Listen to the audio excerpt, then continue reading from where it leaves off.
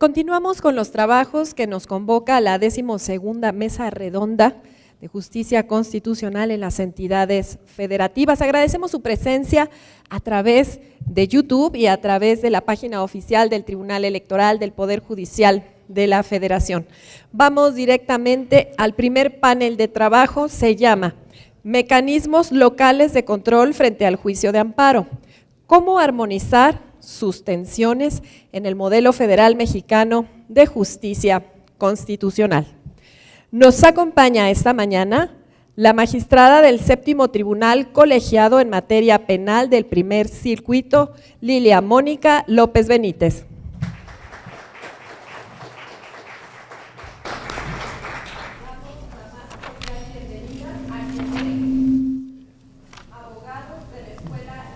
Derecho, el maestro Raúl Pérez Johnston.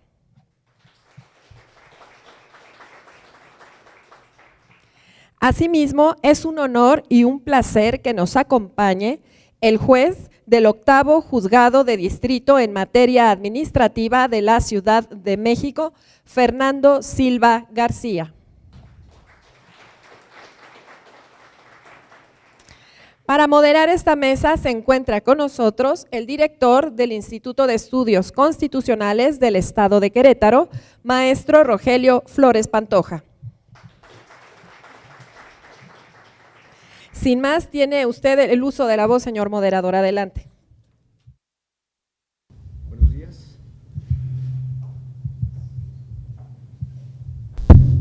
Sí, buenos días, muchas gracias. Les damos la bienvenida a esta primer mesa de trabajo. En primer término, agradeciendo la invitación que se nos hace para participar en este importante evento que ya lleva su 12ª edición, que nos invita a reflexionar sobre la justicia constitucional local y que particularmente en esta oportunidad me parece que trata un tema muy relevante a propósito de la conmemoración del centenario de la Constitución de este país. La justicia constitucional y la manera en la que están planteados tanto el título principal de la mesa redonda como de esta en particular a manera de preguntas, me parece que es muy importante porque estos ejercicios académicos finalmente sirven para invitarnos a repensar el objeto de la discusión. Si las instituciones en la manera en la que están diseñadas y han operado necesitan transformarse, y evidentemente que en estos últimos años debemos de invitar a repensar la discusión en este sentido. De ahí que esta primera mesa, que se llama Mecanismos locales de control frente al juicio de amparo, cómo armonizar sus tensiones en el modelo federal mexicano de justicia constitucional. Como ustedes saben, a partir del año 2000 empezó a reconfigurarse la justicia constitucional local. A partir de este año, cuando se da la alternancia en el gobierno y se desmantela el aparato de ejercicio autoritario del poder político, las entidades federativas empiezan a asumir una participación más real en el sistema federal. Dentro de estas consecuencias encontramos el desarrollo de sistemas de control constitucional locales. De allí que empezaron a generarse escenarios de tensión. Si estos mecanismos de control constitucional local eran eficaces, si realmente de algún tiempo para acá pues todavía funcionan, o hay que invitar a reestructurar o a repensar la manera en la que estos están diseñados. Por ejemplo, si existe una adecuada coordinación, tanto normativa e institucional entre los distintos niveles, si, como sabemos, las sentencias de los medios de control constitucional local adquieren o no el carácter definitivo, porque si no, al final, en algunos casos, el amparo federal es procedente contra ellos. Bueno, esto nada más como ejemplo de algunas tensiones derivadas entre estos mecanismos de control constitucional local y federal. Le doy la bienvenida a esta mesa, a la magistrada, al juez y al profesor. Vamos a cederles el uso de la voz en el orden en el que está en el programa por 20 minutos a cada uno de ellos. Comenzamos con la magistrada Lilia Mónica López Benítez, que quiero leerles una breve nota curricular de ella.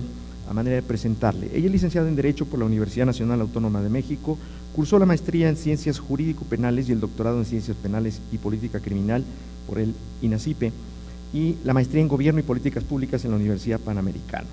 En su trayectoria profesional se ha desempeñado como oficial judicial, actuaria, secretaria de juzgado y tribunal, jueza de distrito, magistrada de circuito, secretaria ejecutiva de Vigilancia, Información y Evaluación del Consejo de la Judicatura Federal y presidente del Comité para la Transparencia, Acceso a la Información Pública Gubernamental y Protección de Datos Personales. Actualmente es magistrada del Séptimo Tribunal Colegiado en Materia Penal del Primer Circuito y presidenta del Consejo Directivo de la Asociación Mexicana de Juzgadoras. Magistrada, tiene usted el uso de la voz por 20 minutos. Muchas gracias. Tengan todas y todos ustedes muy buenos días. Primero que nada, quiero agradecer a los organizadores de este importante foro, el Tribunal Electoral del Poder Judicial de la Federación y el Centro de Capacitación Judicial Electoral, justo por haberme invitado a compartir esta mañana con ustedes. Por otro lado, también para mí es un honor estar en esta mesa de trabajo compartiendo con el señor juez, excelente señor juez, diría yo, el juez Fernando Silva, y con dos constitucionalistas muy importantes. Así que es un placer. El tema que nos ocupa, ya lo han señalado en esta presentación de la mesa de trabajo, se denomina mecanismos locales de control frente al juicio de amparo, cómo armonizar sus tensiones en el modelo federal mexicano de justicia constitucional.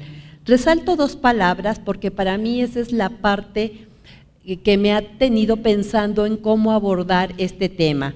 Por un lado, los mecanismos de control frente al juicio de amparo implican para mí que existe una confrontación y luego, si existe esta confrontación, la interrogante es cómo armonizar las tensiones. Sin embargo, yo quiero iniciar por mi conclusión. Y una vez reflexionando sobre estos temas y estas dos palabras que he puesto aquí sobre la mesa, yo concluyo que no existe ninguna tensión entre el modelo federal y el modelo estatal de justicia constitucional. Y por el contrario, a mí me parece que lo que podemos encontrar aquí es una armonización de los dos modelos que nos llevaría a tener una justicia constitucional con toda la certeza jurídica que en esta debe existir. Por esa razón, al haber esta armonización, tampoco podemos hablar de que estos mecanismos puedan estar uno contra otro, es decir, enfrentados. Y me voy a explicar. Creo que la propia Constitución, y habré de ir durante el desarrollo de esta exposición señalando algunos de los artículos constitucionales que para mí implican la armonía entre los dos modelos.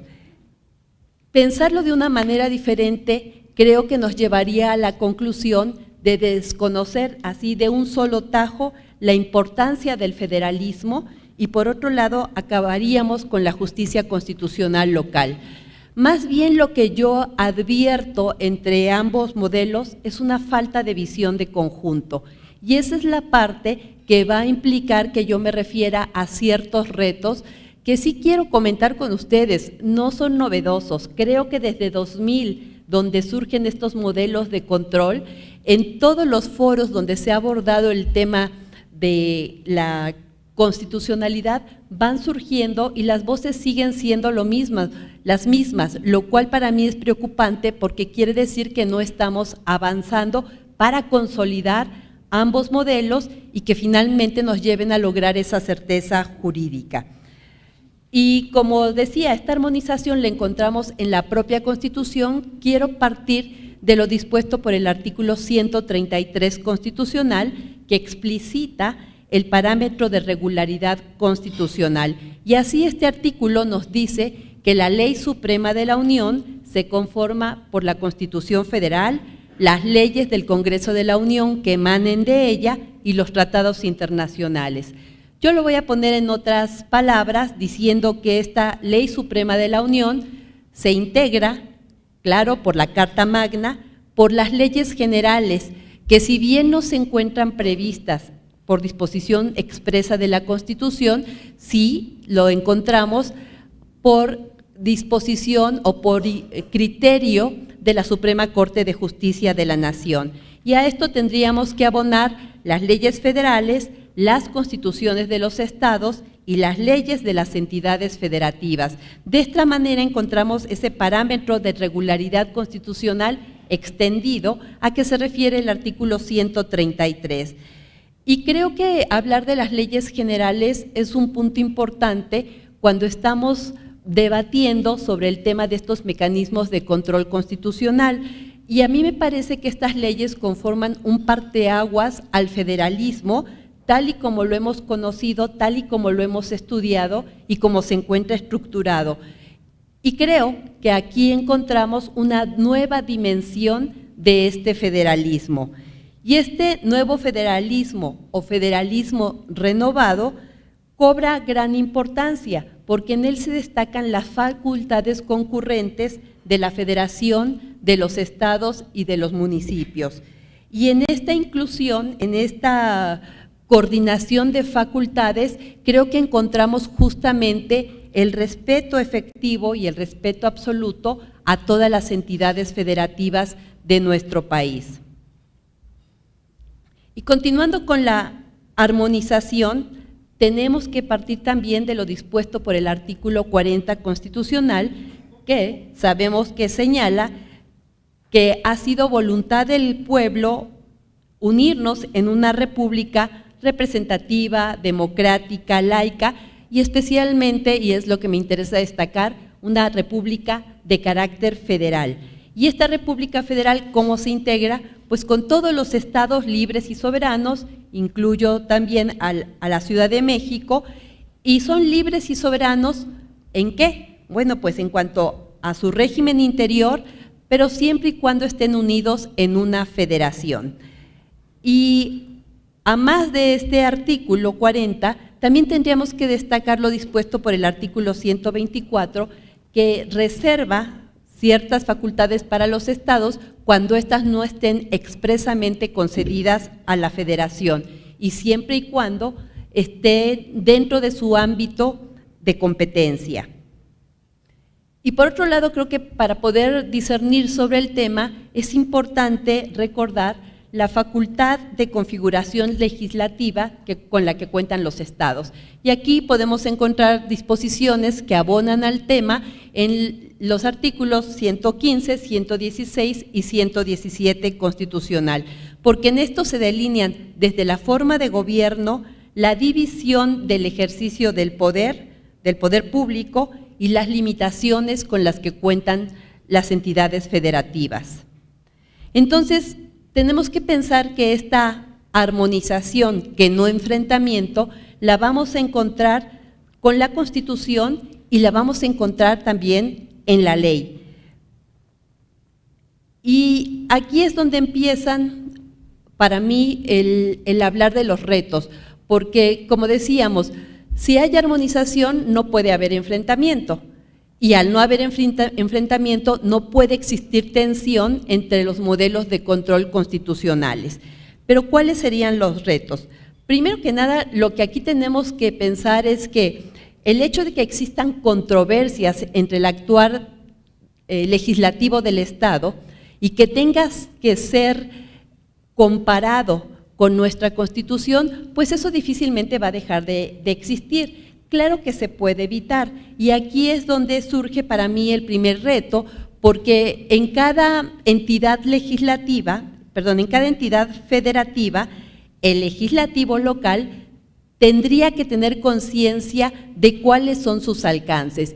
Y sabemos que sus alcances son muy amplios y que la única limitante es que sus decisiones no afecten el contenido de las disposiciones constitucionales, es decir, que no contravengan las disposiciones que están previstas en el Pacto Federal. Y si partimos de esta base, es decir, que el legislador tiene la conciencia absoluta de cuáles son sus alcances y cuál es su único límite, entonces tendríamos que pensar que se generaría mayor certeza de que la ley local no riñe con lo dispuesto por la norma fundamental y de esta manera se evitaría en mucho la intervención de la justicia federal. Y en este supuesto, si dentro de la propia entidad federativa surgiera algún diferendo, la pregunta sería, entonces, ¿cómo se controlaría el orden constitucional al interior de cada entidad federativa? Y para eso sabemos que existen los modelos de control constitucional. Pero el problema al que nos estamos enfrentando es que los modelos de control constitucional no son homogéneos, son muy amplios y muy distintos en cuanto a su estructura.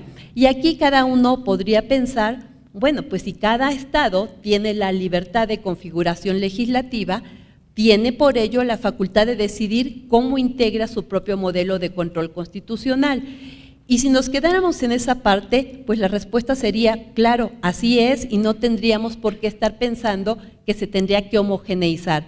Pero fíjense que la posibilidad de que estos modelos pudieran ser en la mayor parte de los casos similares, no digo iguales, pero similares, creo que generaría mucha certeza jurídica al interior de los estados y finalmente a nivel de la federación, que esa es la parte final que nos debe preocupar. Entonces, de esta manera, yo he contado aproximadamente 23 estados con modelos de control constitucional y aproximadamente un total aproximado de 15 diferentes modelos. En algunos estados cuentan con muchas figuras para este control constitucional, en otras con muy pocas. Pero lo grave es que en muchas entidades federativas, muchos de estos modelos nunca se han ejercido o se han ejercido en una minoría de supuestos. Los más recurrentes está el control previo de constitucionalidad, el juicio de protección constitucional de derechos humanos, que en algunos lugares es conocido como queja, o las acciones de inconstitucionalidad y las controversias constitucionales.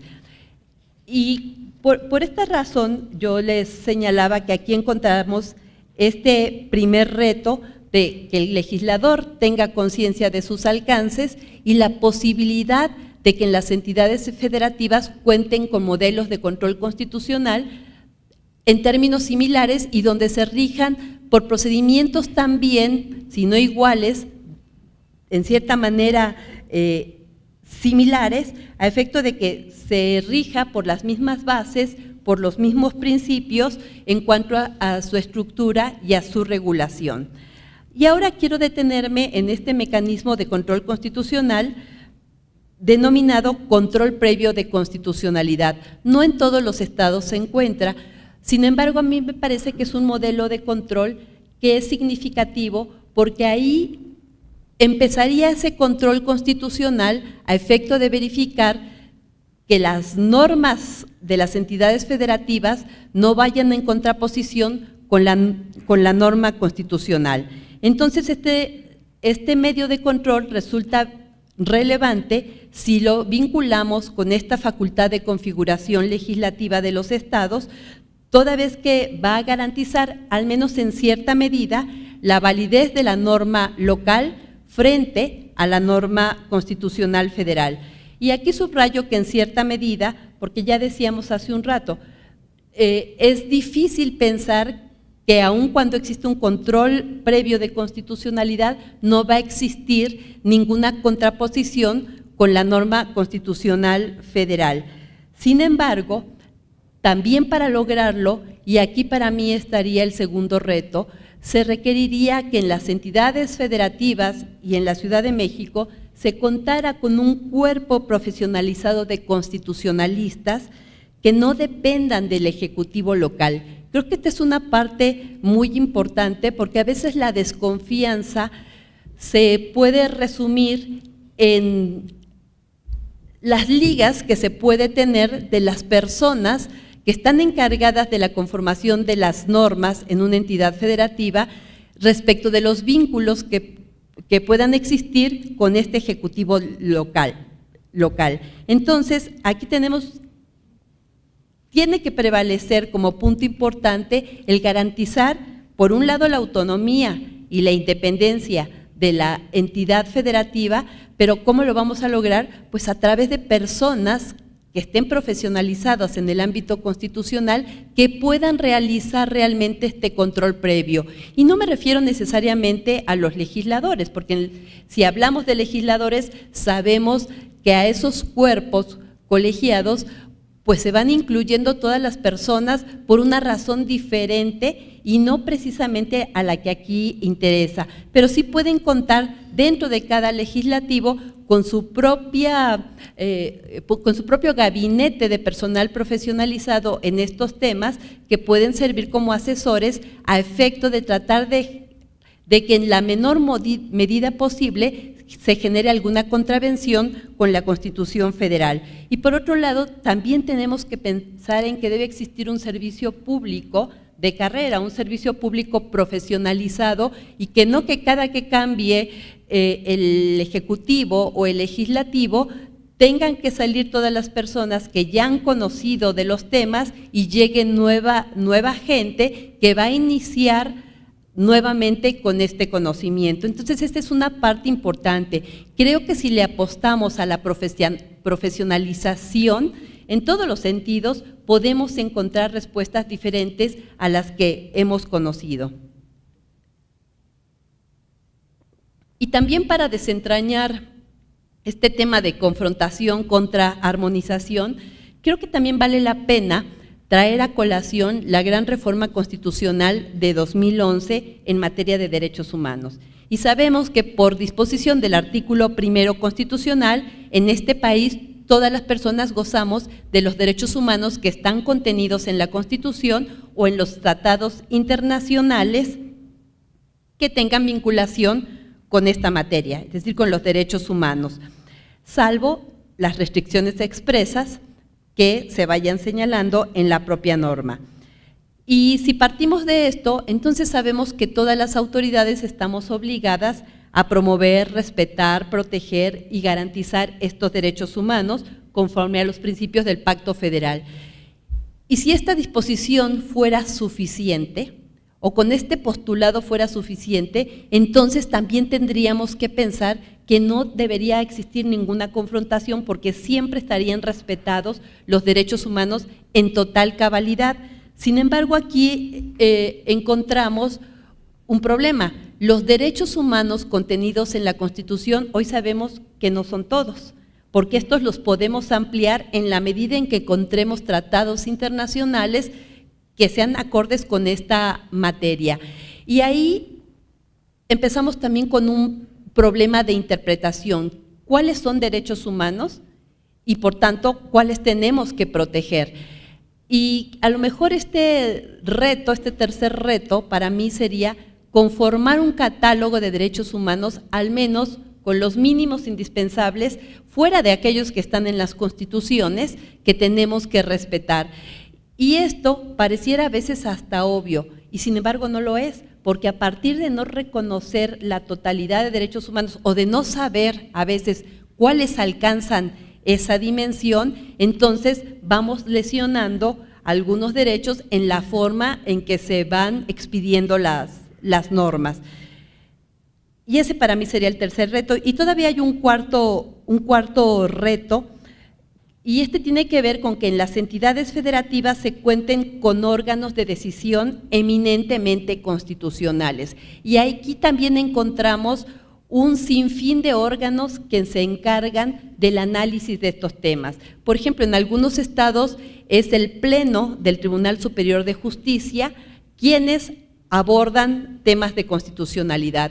En otros estados hay salas constitucionales, sí, propiamente dichas, en otras hay salas constitucionales electorales, y así podemos encontrar un sinfín de regulación. Creo que es momento de repensar que este es un tema serio y que por tal deben existir esos órganos especializados. Y si hablamos de órganos especializados, pues también tendrían que contar con magistrados especializados, magistrados constitucionalistas, para poder resolver esa materia. Pero no basta la capacitación de los magistrados, que sería para mí un quinto reto, sino que estos magistrados además tienen que tener total autonomía, total independencia del Ejecutivo local. De esta manera me lleva a pensar que se tiene que replantear también la forma en que son nombrados los magistrados, si no en todas, en algunas entidades federativas. Y como ya lo dijimos, y quiero repetirlo nuevamente, a riesgo de ser reiterativa, el nombre de esta mesa de trabajo tiene que ver con las tensiones entre los mecanismos de control constitucional con el juicio de amparo. Y sabemos que nuestro juicio de amparo pues ha dado renombre mundial a nuestro país, porque en muchas otras latitudes se ha tratado de tener un mecanismo como este que hoy en día conocemos.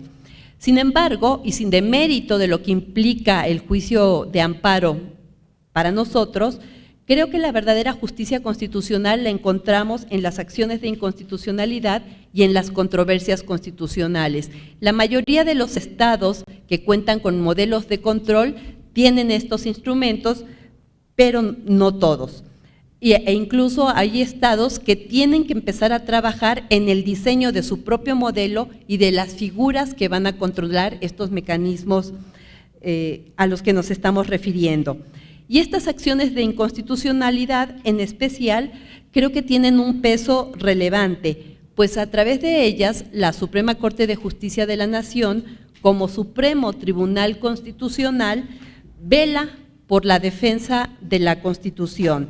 Y por tanto es evidente que existe una armonización de los derechos con las atribuciones de los estados, pues sin desconocer los que corresponden a los órganos constitucionales locales, la Suprema Corte actúa como máximo órgano constitucional y además como un órgano constitucional.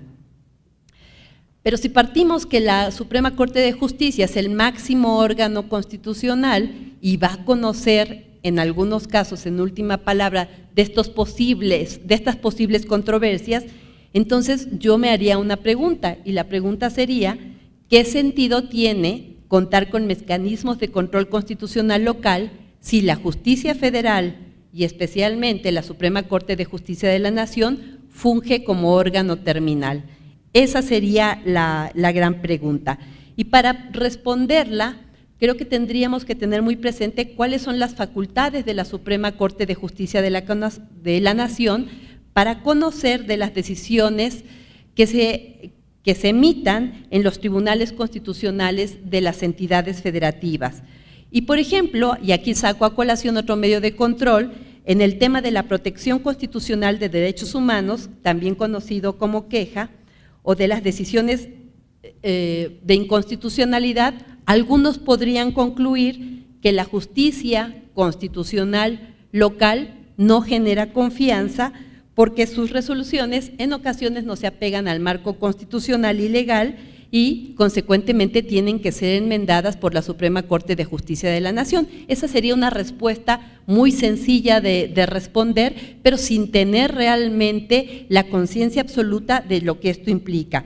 Sin embargo, esto no es así o no necesariamente resulta ser así. Y por este lado sabemos que la justicia constitucional federal no debe interferir con la local, como la local no debe interferir con la federal. Pero si esto existiera, por disposición de los artículos 103, 105 y 100 constitucionales, pues se ha dado la facultad al Poder Judicial de la Federación de conocer a través de estos mecanismos, juicio de amparo, acciones de inconstitucionalidad y controversias constitucionales, de estos diferendos que se lleguen a presentar. Pero para llegar a este momento, y aquí vemos también cómo se armonizan las posibles tensiones, hay que transitar por cuanta instancia de justicia local exista, lo cual quiere decir que el Poder Judicial de la Federación no puede entrar en términos generales, puede haber excepciones, por supuesto, de una manera directa a conocer, sino que hay que agotar toda la instancia jurisdiccional estatal, lo que conocemos como ese principio de definitividad. Y solo en ciertos casos la justicia federal, como órgano terminal, tendrá que analizar las atribuciones, tendrá que analizar las competencias y a partir de eso emitir sus decisiones. Hay una ventaja en cuanto al juicio de amparo, que puede paralizarse, el acto reclamado puede suspenderse, y en las acciones de inconstitucionalidad, pues esos efectos generales cuando se invalida la norma. Entonces, y a efecto de no abonar a la desconfianza de la justicia, como ya lo decía, necesitamos tener tribunales o salas bien conformadas en materia constitucional que estén integradas por magistrados totalmente independientes de otros poderes de del propio Estado.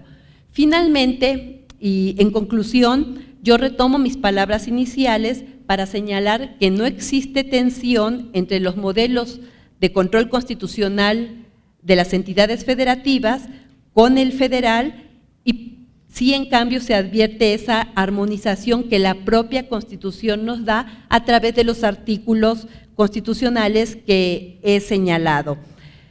Y finalmente, y solo en el caso en que pudiera suceder alguna controversia, corresponde a la justicia de la Unión, a la justicia federal, en el ámbito de sus competencias, amparar y proteger al gobernado o invalidar la ley que contravenga la Constitución federal. Muchas gracias.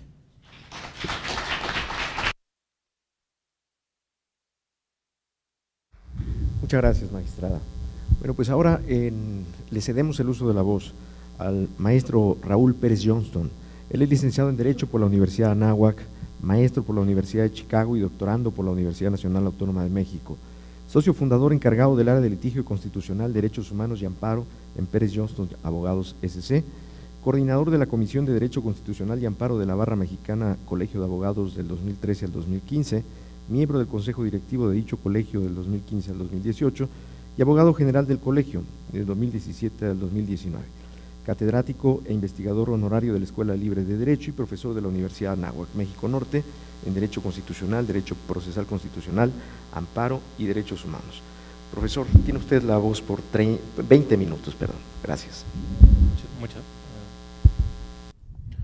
Muchas gracias, ya te iba a tomar los 30 ante el ofrecimiento tan generoso, pero por respeto a los demás ponentes y al público me circunscribiré al tiempo que me ha sido originalmente asignado. Bueno, el tema que nos ocupa el día de hoy, creo yo, es de la máxima importancia, porque como el tema marco de este mismo evento lo sugiere, los sistemas de justicia constitucional son fundamentales para la consolidación del sistema democrático. ¿A qué me refiero? Que desde mi punto de vista, la presencia de un sistema de justicia constitucional adecuado es fundamental para la legitimidad de las instituciones políticas en un sistema que se precie de ser democrático. Si bien es cierto que durante muchos años se ha criticado a los tribunales constitucionales y a los organismos de justicia constitucional de ser contramayoritarios por no ser compuestos por jueces democráticamente electos, lo cierto es que en un Estado constitucional y democrático de derecho, me parece que la presencia de la justicia constitucional en tutela principalmente de las minorías y de los grupos en situación de vulnerabilidad se vuelve fundamental. Dicho esto, la reflexión que nos trae aquí es en relación con la justicia constitucional en los estados. Como todos saben, nosotros hemos tenido una tradición ya de más de 150 años a nivel federal de mecanismos de justicia constitucional a nivel nacional, principalmente a través del juicio de amparo, de las controversias constitucionales y de las acciones de inconstitucionalidad. Esta situación ciertamente ha generado una tensión con la presencia desde hace poquito menos de 20 años de los primeros sistemas de justicia constitucional en los estados. Y la primera gran pregunta que tendríamos que hacernos a la luz de esta doble faceta de nuestra mesa, ¿no?, que señala tensiones y busca armonizaciones, es hasta dónde los estados tienen efectivamente esa libertad configurativa en términos de acceso a la justicia para regular la justicia constitucional. No me voy a meter, me parece que está bastante claro y la magistrada lo señaló de manera muy puntual y correcta, la posibilidad de controversias constitucionales locales y de acciones de inconstitucionalidad local. Me voy a enfocar principalmente en el tema de los mecanismos de protección de los derechos humanos por vía de acción para los particulares, es decir, el juicio de amparo, los juicios tutelares de protección de derechos humanos, las quejas, como se les ha llamado dentro de este mar de distinta terminología a nivel de los estados. En primer lugar, yo creo que tenemos que partir de la base que si bien estamos organizados como una federación, también lo es que con independencia de esa organización en términos del artículo 28 de la Convención Americana sobre Derechos Humanos, el Estado mexicano tiene que respetar y proteger los derechos humanos tanto a nivel convencional como a nivel nacional. Y me parece que el elemento fundamental que debemos de entender para determinar si existe compatibilidad entre los amparos locales, llamémoslos así para simplificar los términos de la discusión, y el amparo nacional, sería si realmente constituyen un recurso judicial efectivo. Y mi punto en este sentido es que en términos de los artículos 8 y 25 de la Convención Americana, 2 y 14 del Pacto Internacional de Derechos Civiles y Políticos, pero sobre todo también en términos de los artículos 17 y 23 constitucionales, la pregunta es, ¿se justifica que existan mecanismos de control por vía de acción para los particulares a nivel local cuando ya tenemos en los artículos 103 y 107 mecanismos de control de constitucionalidad a nivel nacional respecto de los mismos actos y las mismas autoridades? Uno de los elementos fundamentales de un recurso judicial efectivo me parece que es el tiempo en la resolución de los conflictos, ¿no? El propio artículo 17 habla de la temporalidad en la impartición de justicia y me parece que el retraso injustificado también ha sido un criterio en el cual los tribunales internacionales, incluyendo la Corte Interamericana de Derechos Humanos, ya se ha pronunciado en más de una ocasión. La pregunta sería, si ya tenemos un juicio de amparo que cubre lo mismo que los amparos estatales, ¿cuál sería la justificación de tener dos juicios que van a llevar al mismo resultado, siendo que, como recientemente resolvió nuestra Suprema Corte de Justicia de la Nación, los mecanismos de defensa constitucional en los estados no pueden considerarse como medios ordinarios de defensa, pero además de ello, en ningún momento pueden constituir un obstáculo para el acceso a la justicia federal a través del juicio de amparo nacional? Entonces, si de todos modos va a subsistir el juicio de amparo nacional, de todos modos vamos a tener que terminar en la justicia federal para resolver esa misma causa, mi primera pregunta es, desde el punto de vista de un recurso judicial efectivo, ¿se justifica la existencia de estos amparos a nivel local? A mí me parecería muy discutible el tema. Es cierto, hace unos años, con motivo de la controversia constitucional 116/2000, si no me traiciona la memoria, en cuanto al número del expediente, se resolvió por parte de la Suprema Corte de Justicia de la Nación la compatibilidad constitucional de la existencia de una sala constitucional en el estado de Veracruz. Y en esa ocasión, un conjunto de municipios cuestionaban si existía o no una violación al principio de separación de poderes y sobre todo si eventualmente la sala constitucional y el juicio para la protección de los derechos humanos en el estado de Veracruz constituía o no una violación de los artículos 103 y 107. La resolución de la Suprema Corte, como yo la entiendo al menos, se centró más que nada en decir que los estados tenían libertad configurativa para crear sus salas constitucionales. Y si bien es cierto que dentro de este razonamiento valida el juicio para la protección de los, o los mecanismos de protección de derechos humanos a nivel estatal, también me parece que nunca se analizó este tema en función de la duplicidad de juicios constitucionales, del tiempo real de acceso a la justicia constitucional y si eventualmente esto constituía un esquema que asegurara al justiciable un acceso efectivo a la justicia, ¿no? Sabemos que por interpretaciones y por disposición del propio Pacto Internacional de Derechos Civiles y Políticos, la justicia constitucional y el amparo para los derechos humanos, como se ha trasladado de la instancia nacional mexicana al ámbito internacional, debe de buscar desarrollar las posibilidades de un recurso judicial y que éste sea efectivo. Entonces tenemos dos elementos: tiene que ser en sede judicial, primero, y segundo, tiene que ser efectivo.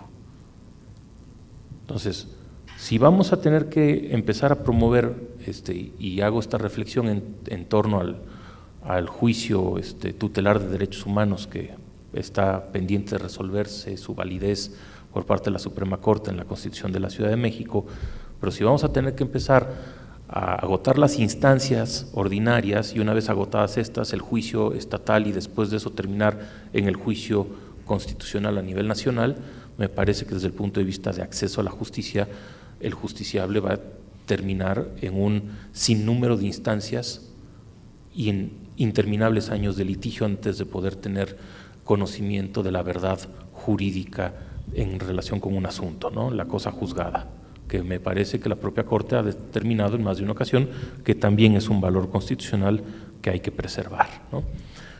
Ante esta reflexión, a mí me parece que el camino de la justicia constitucional estatal no debería de estar en el desarrollo de instancias de control de constitucionalidad por vía de acción para los particulares. Sobre todo porque esto se va a prestar a unas chicanas espantosas.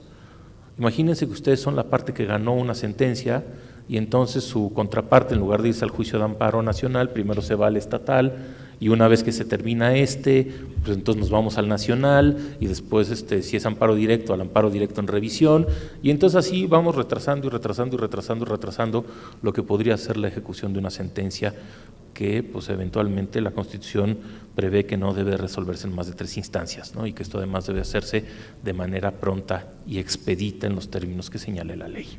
Entonces, me parece que dentro del margen de la libertad configurativa que tienen los estados conforme a las fracciones 3, 4 y 5 del artículo 116, que son los que involucran la justicia ordinaria, la justicia electoral y también la justicia contencioso-administrativa, pretender regular los amparos estatales podría considerarse incluso como una violación de las estipulaciones del Pacto Federal en términos del artículo 41 que restringe esa autonomía de los estados. Me parece que la justicia constitucional por vía de acción para el particular ya está establecida en el artículo 103 y en el 107 conforme a su ley reglamentaria, ya que la Constitución pues de alguna manera estaría asumiendo una atribución para la justicia federal para que todo acto o ley, ¿no?, u omisión de cualquier autoridad a nivel nacional sean revisados en cuanto a su validez por los jueces constitucionales de la justicia federal, ¿no?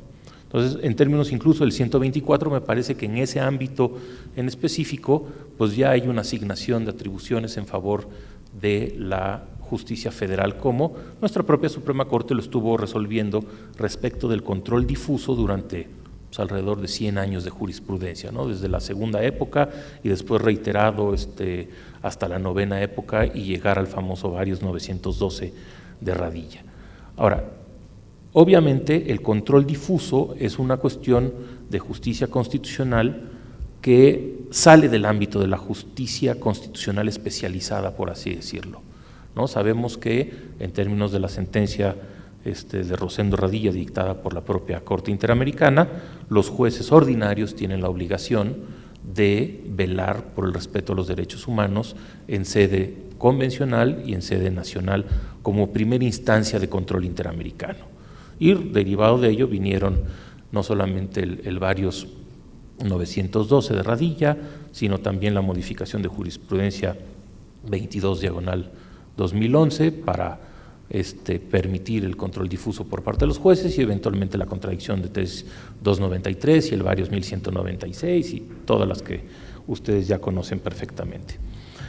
Sin embargo, también en torno a este control difuso ha habido mucha discusión, ¿no? y ha habido estados que han querido generar instancias extraordinarias de revisión del control difuso por parte de los jueces locales, para lo cual yo diría nuevamente, si ya tenemos el juicio de amparo para revisar la legalidad de la interpretación jurídica de la ley, en este caso de los derechos fundamentales contenidos en fuente nacional o constitucional, ¿para qué queremos una instancia extraordinaria, ¿no?, en donde después de agotar las primeras 2 instancias a nivel local, tendríamos que ir a la sala constitucional o como se llame en el Estado, a que revise exclusivamente el tema de la interpretación ejercida en términos de control difuso, ¿no?, ya sea interpretación conforme o invalidación de una norma, para después irnos al amparo todavía.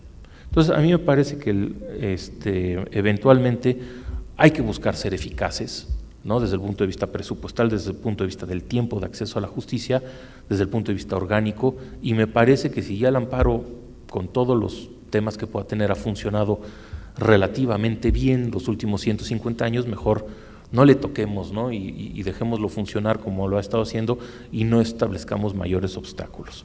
Ahora, ¿cómo visualizaría yo entonces, para que no digan que vengo aquí nada más a ser destructivo, ¿no?, cómo visualizaría yo una justicia constitucional que se armonice en términos del artículo 116, 124 y 133 de la Constitución, que no choque con las atribuciones explícitas que tiene la Federación a través de los tribunales de la Federación en los artículos 103, 105 y 107 de la Constitución?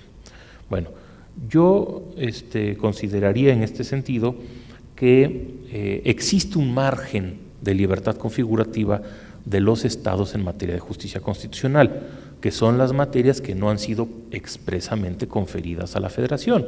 El propio 117 de la Constitución, el propio artículo 17 de la Constitución habla de las leyes de la Federación y de los estados en materia de impartición de justicia. El 124 dice que lo que no está expresamente conferido a la Federación se entiende reservado a los estados. Y el artículo 116, si bien no habla de justicia constitucional, tampoco impide la creación de mecanismos de justicia constitucional alternos a los ya existentes para fortalecer la legitimidad de las instituciones democráticas. Y en ese sentido yo mencionaría, por ejemplo, que no solamente tendríamos las controversias constitucionales locales, las acciones de inconstitucionalidad locales y el control difuso, pero también, como bien mencionaba la magistrada, creo que existe una necesidad de desarrollar mayores mecanismos de control previo, de constitucionalidad a nivel local. Creo que también podríamos implementar una facultad consultiva para poder resolver temas en abstracto, que es un tema que, por ejemplo, es parte de la jurisdicción de la propia Corte Interamericana, aunque no de la contenciosa, sino de la consultiva, y que podría facilitar la resolución de muchos temas antes de tener que llegar a conflicto, ¿no? Finalmente, no sé si la facultad consultiva sería un método alternativo de solución de controversias, igual los especialistas en la materia me van a querer crucificar después de decir tal herejía, pero me parece que como mecanismo alterno de solución de posibles conflictos en materia constitucional, la atribución consultiva de un tribunal constitucional o de una sala constitucional sería un elemento interesante. Y el otro tema que me parecía muy importante para complementar esta cuestión del control difuso y del control de la aplicación de leyes en los procedimientos de los tribunales ordinarios a nivel estatal, más que un amparo, sería una cuestión previa de constitucionalidad. la posibilidad que dentro del propio procedimiento se consulte a la Sala o Tribunal Constitucional para que emita una interpretación rápida dentro de la misma instancia sobre cómo debería de aplicarse la ley, y eventualmente eso podría ser materia de control con el juicio de amparo a nivel nacional por parte de los tribunales federales. Pero no estás creando instancias intermedias simplemente por vía de una especie de incidente complementario dentro de la misma instancia. Se buscaría resolver este tema. Ahora, desde el punto de vista de organización, bueno, me parece que eventualmente tendríamos que pensar, como bien mencionaba la magistrada, en un sistema que permita una mayor autonomía e independencia de estas salas constitucionales. Una de las razones por las que casi no han tenido trabajo es porque, primero, están insertas dentro de un mecanismo que pertenece al Tribunal Superior de Justicia. El Tribunal Superior de Justicia en los estados tiene competencias limitadas. Empecemos por considerar que la materia que mayor cúmulo de trabajo da a los jueces constitucionales, que es la materia administrativa, está circunscrita a los tribunales de lo contencioso administrativos, que están fuera del ámbito de competencia jurisdiccional de las salas constitucionales. Entonces, necesitaríamos una sala que no está adscrita al Tribunal Superior de Justicia, ¿no?, que sea un verdadero tribunal constitucional, autónomo, independiente, sin tener que pertenecer a uno de los tres poderes tradicionales adscritos. Me parece que no hay impedimento ni siquiera en la fracción tercera del 116 para tal objetivo. Y obviamente me parece que esto daría mucha mayor autonomía a través de mecanismos que aseguren también la participación ciudadana en la designación de los magistrados de un tribunal constitucional autónomo e independiente, ¿no?, para evitar precisamente esas cuotas o esas deudas con los poderes que tradicionalmente han participado en la designación de estos magistrados, con el objeto de permitir una jurisdicción constitucional que de verdad pueda generar confianza para que se le planteen los asuntos. Porque si ya sabemos cómo va a resolver el Tribunal Constitucional antes de plantearle el asunto, mejor nos vamos a la justicia federal para tener una oportunidad, ¿no? Entonces, a mí me parece que ya para concluir, las dos formas importantes para poder consolidar un modelo de justicia constitucional a nivel estatal es fortalecer los mecanismos de control de constitucionalidad, otros que el amparo, ¿no?, control previo, cuestión de constitucionalidad, facultad consultiva, las controversias locales y las acciones de inconstitucionalidad, y la creación de verdaderos tribunales constitucionales que permitan una actuación autónoma e independiente en materia de justicia constitucional estatal. Muchas gracias.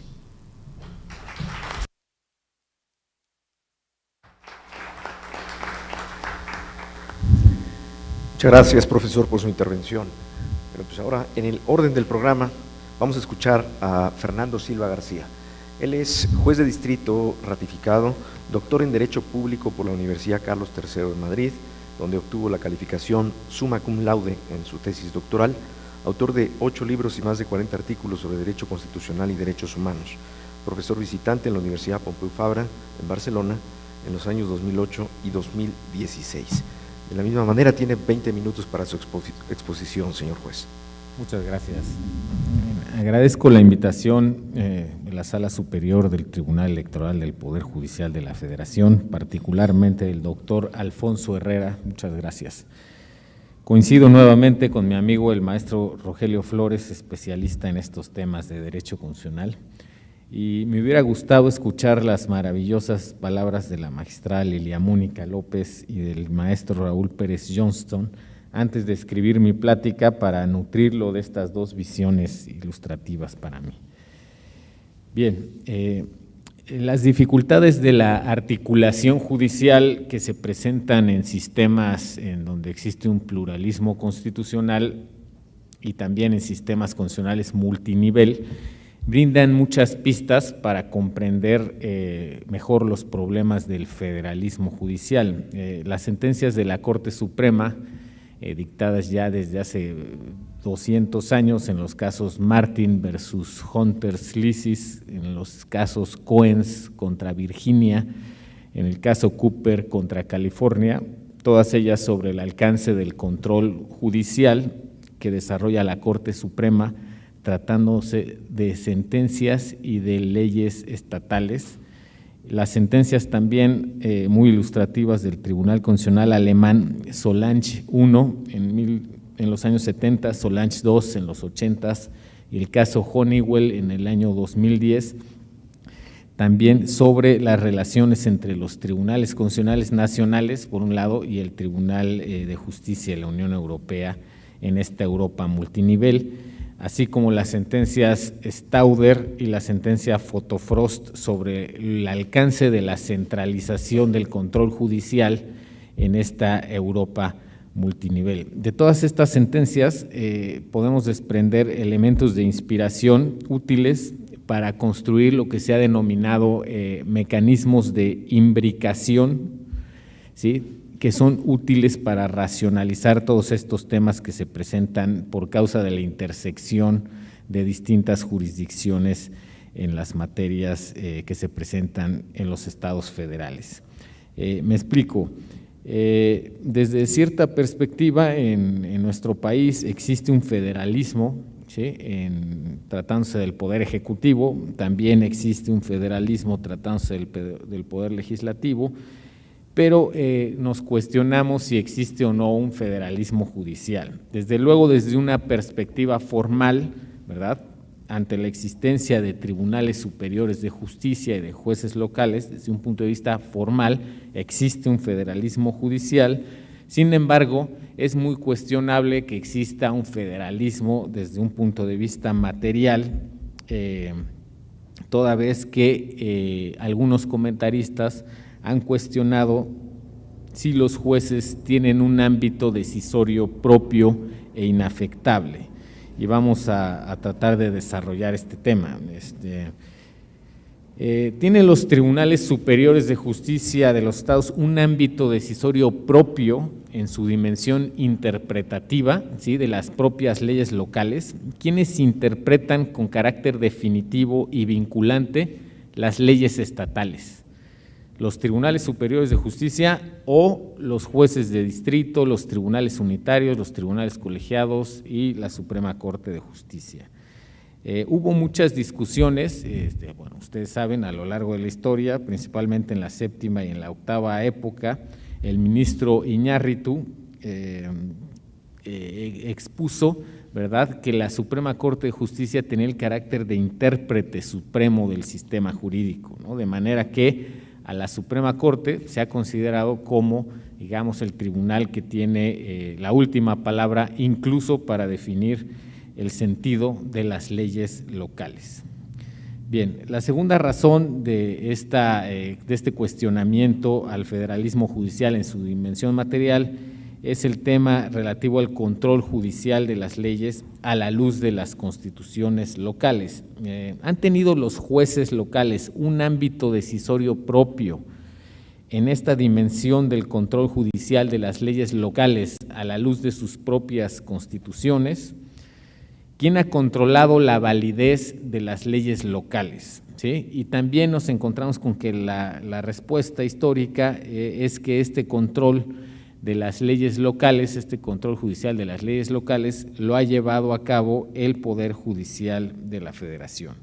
De manera que hay una especie de constitucionalismo local incompleto por causa de una ausencia de garantías. Primero fue una ausencia institucional, es decir, no había, digamos, tribunales superiores que realizaran este control judicial de las leyes, por las razones que ya conocemos, y ahora, aunque existen una serie de salas constitucionales a nivel local, lo cierto es que todavía no han tenido un papel visible en la práctica jurisdiccional.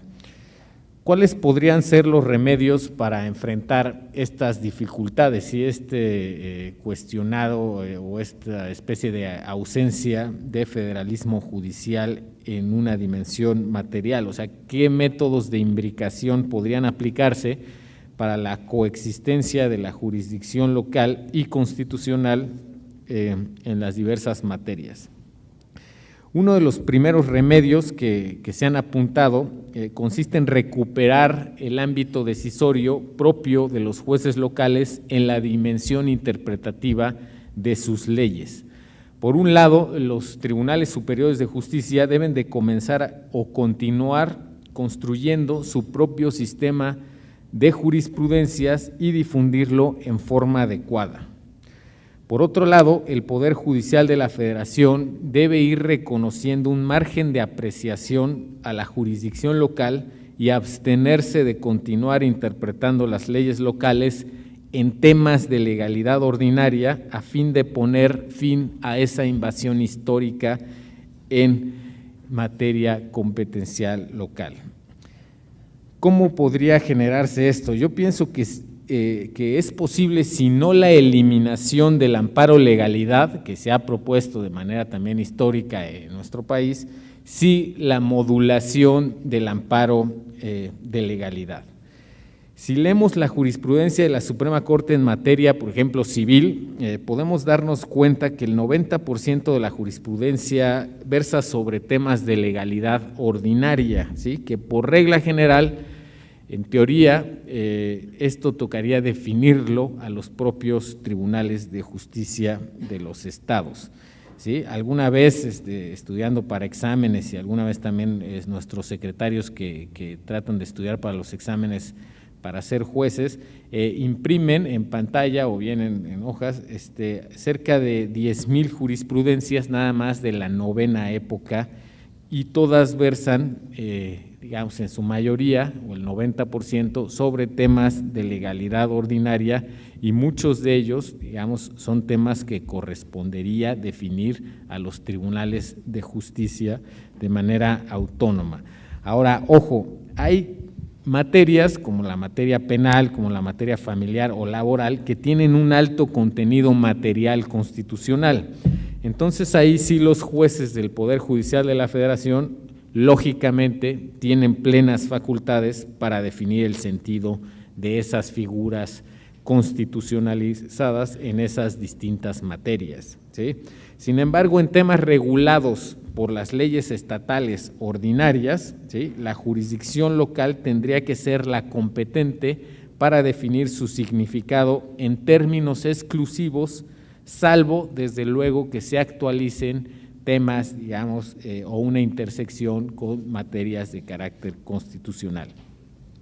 Vemos entonces cómo existen jurisprudencias de la Suprema Corte sobre temas de legalidad ordinaria que correspondería definir a la propia jurisdicción local, y hay muchas, y por ejemplo voy a citar digamos dos de ellas, ¿no? Que son la construcción de los rubros es típica, ¿no? Es costas, condenación forzosa y potestad de exonerar de su pago, y entre comillas legislación procesal civil del estado de Guanajuato. O notificaciones personales en materia civil surten efectos al día siguiente al en que se practiquen, y entre comillas legislación del estado de Tabasco. Desde luego, como ya vimos, cuando comiencen a constitucionalizarse y a centralizarse todas estas materias, como se pretende en materia familiar y civil, ya obviamente esto caería dentro del ámbito sí competencial del Poder Judicial de la Federación. Sin embargo, cuando el ámbito material corresponda, digamos, a las entidades, a los órdenes jurídicos locales, el sentido de las leyes locales tendría que definirse de manera exclusiva por los tribunales superiores de justicia. Bien, como ustedes saben, toda esta discusión de si el amparo es o no una tercera instancia se ha generado, digamos, de manera histórica en nuestro país, ¿sí? Entonces, para esta postura que estamos viendo, para este remedio, los tribunales estatales tendrían la última palabra para definir el alcance de las leyes locales en temas de legalidad ordinaria. ¿Sí? Ya lo había mencionado el profesor Mauro Capelletti, ¿sí?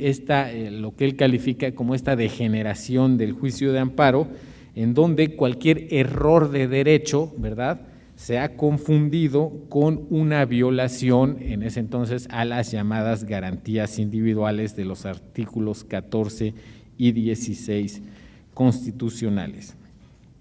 Bien, A partir de estas ideas, en el sentido de que cualquier violación a los artículos 14 y 16 constitucionales plantea un tema de constitucionalidad, se ha ido vaciando de competencia, el ámbito decisorio propio de los jueces de carácter local, y hemos caído en una paradoja muy interesante, ¿sí? Mientras que por un lado la jurisdicción constitucional se estima competente para interpretar temas de legalidad ordinaria, por otro lado, cuando se otorgan amparos, ¿sí?, es muy común que se deje en libertad de jurisdicción a los jueces locales responsables para cumplir la sentencia.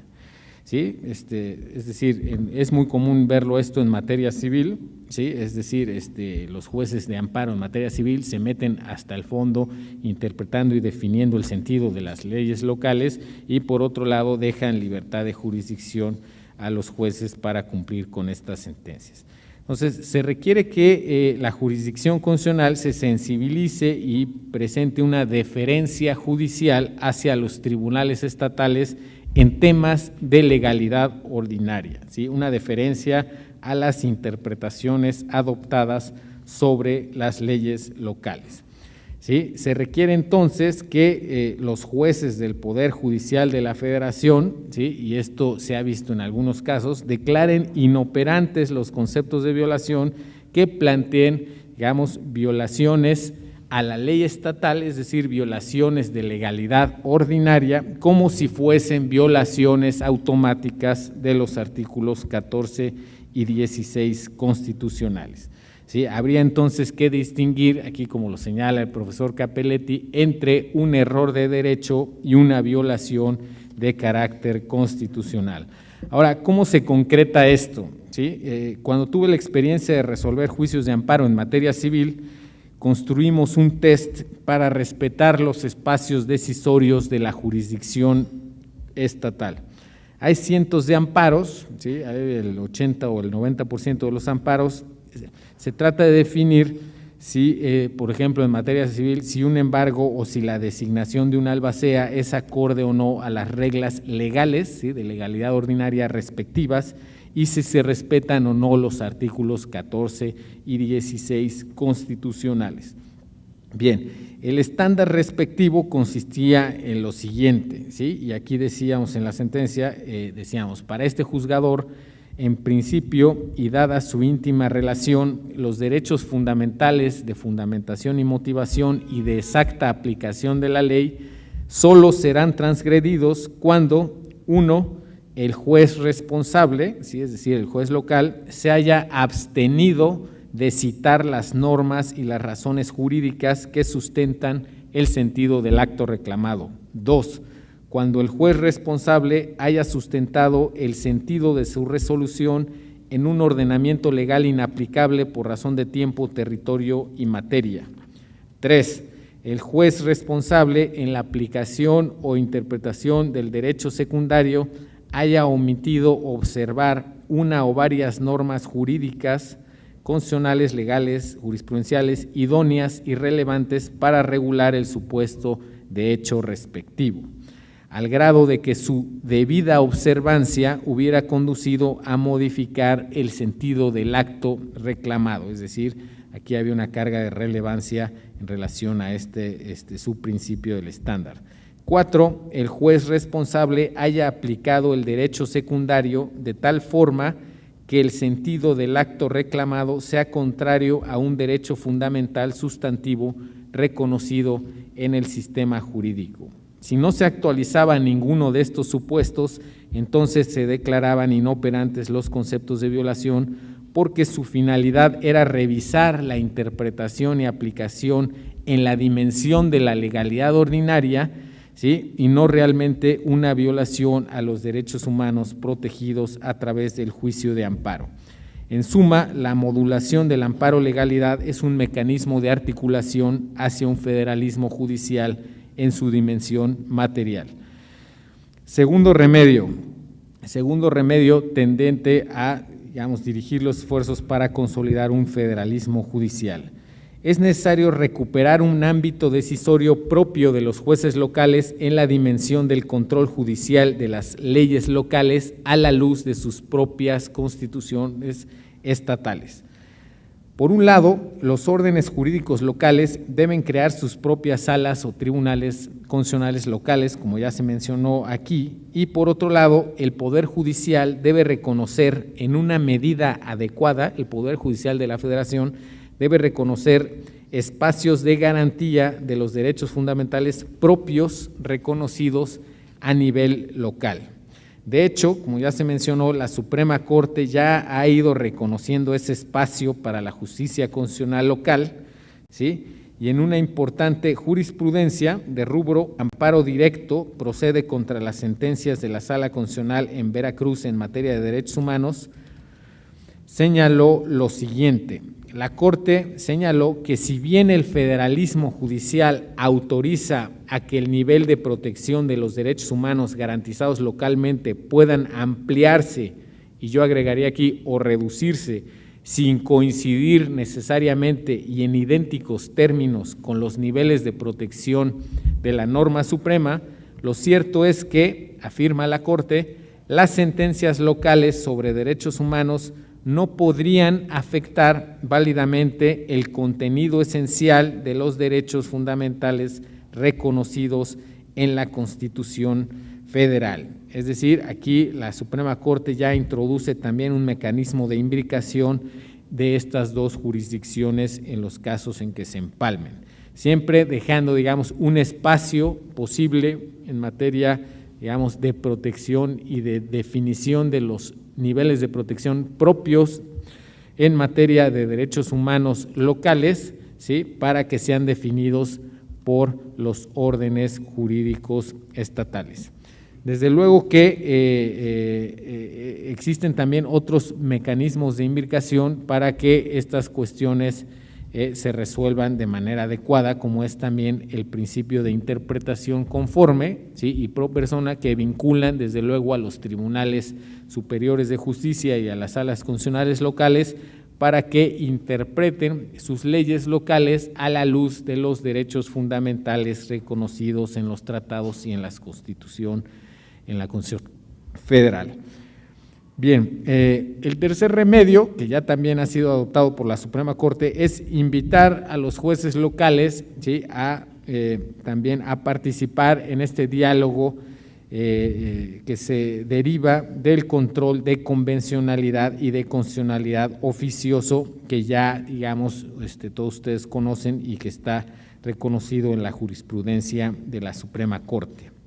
Bien, ahora, ¿qué condiciones o qué presupuestos, y ya se mencionaron aquí también, se requieren para alcanzar todos estos mecanismos de desarrollo del federalismo judicial? Desde luego, el respeto a la división de poderes a nivel local, a la independencia judicial, ¿sí?, es imprescindible, es decir, son presupuestos que se requieren para consolidar o para conformar el federalismo judicial. Esto no es, digamos, una afirmación gratuita. Hay distintos casos, como por ejemplo me viene a la memoria el caso Medina Millet, ¿sí?, este caso en materia penal, en donde la Suprema Corte generó una atracción del asunto ante la ausencia de garantías de independencia de los tribunales superiores de justicia en ese ámbito, que era en Yucatán, si mal no recuerdo, para resolver el asunto por parte de la propia Suprema Corte de Justicia ante esta ausencia de garantías de independencia a nivel local.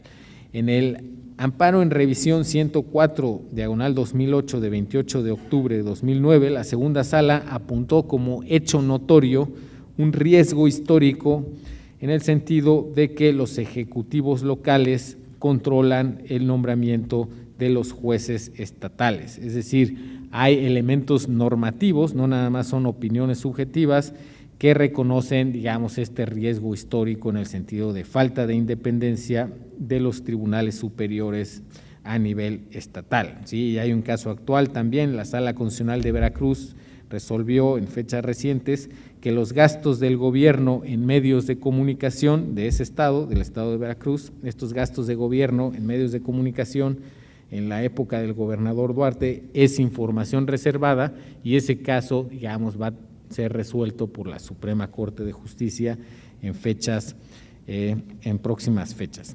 En suma, ya como conclusión, las variables del federalismo judicial deben de considerar, por un lado, el condicionamiento, desde luego, del orden jurídico local hacia el orden jurídico constitucional, desde luego, pero por otro lado, y esto no lo hemos visto, el condicionamiento del orden jurídico constitucional y esta deferencia que debe necesariamente crearse hacia el marco decisorio de los órdenes jurídicos locales. Y al mismo tiempo y de manera paralela implementar los remedios apuntados para la construcción de una cultura de la independencia judicial a nivel local. Muchas gracias.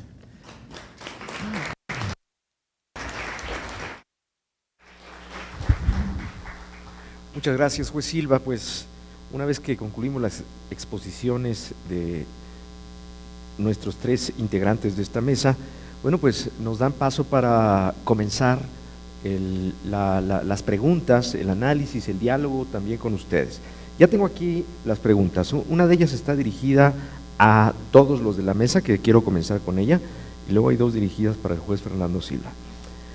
Dice la primera pregunta para quien quiera responderla: si se plantea una demanda de amparo por violación a un derecho X, reconocido tanto en la Constitución General de la República como en la Constitución local, piénsese que en la entidad local hay una sala constitucional, tendría que agotarse el principio de definitividad, habida cuenta que solo se están planteando violaciones directas a la Constitución. Si alguno de ustedes quiere responder. Creo que la misma pregunta nos da la respuesta, ¿no? Este principio de definitividad necesariamente tiene que ser agotado a efecto de poder ir a la justicia constitucional, salvo las excepciones que se señalan, por ejemplo, cuando se hacen, se invocan violaciones directas a la Constitución, pero de otra manera sí es necesario agotar ese principio de definitividad, y salvo otras excepciones que existen por temas de jurisprudencia. ¿Alguien más? Muy bien, la siguiente pregunta dirigida al juez Fernando Silva.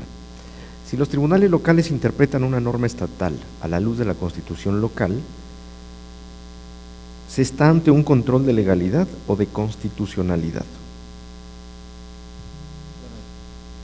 También me parece que aquí también la pregunta está elaborada de tal manera que se está, digamos, refiriendo a un tema solamente del orden jurídico local, ¿no? Es decir, es la aplicación de una ley local, ¿sí? A partir del principio de interpretación conforme, según se menciona en la pregunta, del propio o de la propia Constitución local, ¿sí? De manera que, desde mi punto de vista, ese tema tendría que ser de la competencia exclusiva, ¿sí? De la Sala Constitucional respectiva o del Tribunal Superior de Justicia Estatal.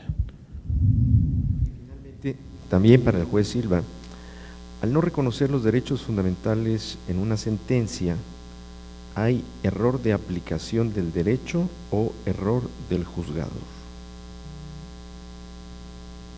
Bueno, habría que ver los casos concretos, ¿no? Yo haría referencia nada más igual a este comentario de Mauro Capelletti, en el sentido de sí distinguir entre un error de derecho, ¿verdad?, y una violación constitucional a partir de estos estándares, como el que yo propuse y como el que, digamos, la Corte Suprema de Estados Unidos de América, el Tribunal Constitucional Español, el Tribunal Constitucional Alemán, todos esos tribunales constitucionales tienen ese tipo de estándares para no confundir, ¿sí?, un error de derecho con una violación a las garantías o a los derechos de exacta aplicación de la ley y de fundamentación y motivación, como se ha expuesto en mi presentación.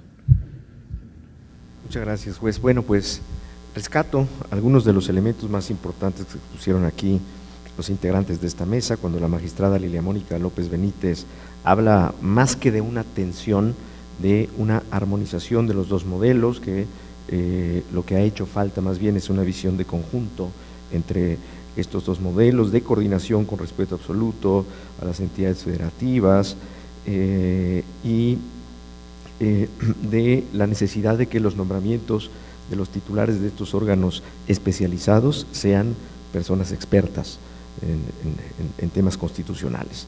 El profesor Pérez Johnston, cuando habla de la necesidad de una libertad configurativa de las entidades federativas en este tema, y también plantea ahí un tema muy interesante sobre si la existencia del amparo local se justifica a partir de que ya tenemos mecanismos a nivel federal para el mismo propósito, contra los mismos actos y las mismas autoridades y todo lo que ello puede derivar, más que en la eficacia de los derechos, en el posible retraso en los procedimientos. Y a partir de ello, las posibilidades de armonización propuestas, ¿no? Como el margen a esa libertad configurativa en las entidades federativas o facultades consultivas como mecanismo preventivo de conflicto constitucional. Y por otro lado, el juez Fernando Silva, como nos estableció a partir del derecho comparado identificar mecanismos de imbricación entre estas jurisdicciones que indudablemente la interacción de ellas van generando algunas complicaciones. La ausencia del federalismo judicial, materialmente hablando, formalmente está claramente establecido, pero ¿cómo podemos hacer para recuperar el ámbito del uso de estos mecanismos de control constitucional local? Y a partir de ello, él hace las propuestas. Bueno, tengo aquí una última pregunta que acaba de llegar para el profesor Raúl Pérez Johnston. El control difuso de convencionalidad, al ser indisoluble del control de constitucionalidad en derechos humanos, impulsará la idea de tribunales constitucionales locales. En ese sentido, la tesis de su desaparición se debilitaría. A ver, nada más muy rápidamente, me parece que una cosa no está peleada con la otra. El control difuso de la constitucionalidad es un control de legalidad. Eso se reconoce así desde Marbury contra Madison y toda la teoría del control judicial de los actos y de las leyes en sede judicial a través de un mecanismo incidental, como se ha denominado. Entonces, a mí me parece que no está peleado el fortalecimiento del control difuso con la desaparición de mecanismos en jurisdicción especializada por vía de acción para los particulares a nivel estatal, cuando ya tienes un mecanismo de esa misma naturaleza a nivel federal. Muchas gracias, profesor. Bueno, pues con esto concluimos esta primera mesa sobre mecanismos locales de control frente al juicio de amparo, cómo armonizar sus tensiones en el modelo federal mexicano de justicia constitucional. Muchas gracias al Tribunal Electoral y a todas las instituciones. Muchísimas gracias a la integración de esta primera mesa y bueno, queremos pedir de manera muy respetuosa a la doctora Gabriela Rubalcaba García, quien es secretaria académica del Centro de Capacitación Judicial Electoral del Tribunal Electoral, que haga entrega, por favor, de los respectivos reconocimientos a nombre de las y los magistrados del Tribunal Electoral. Adelante, por favor.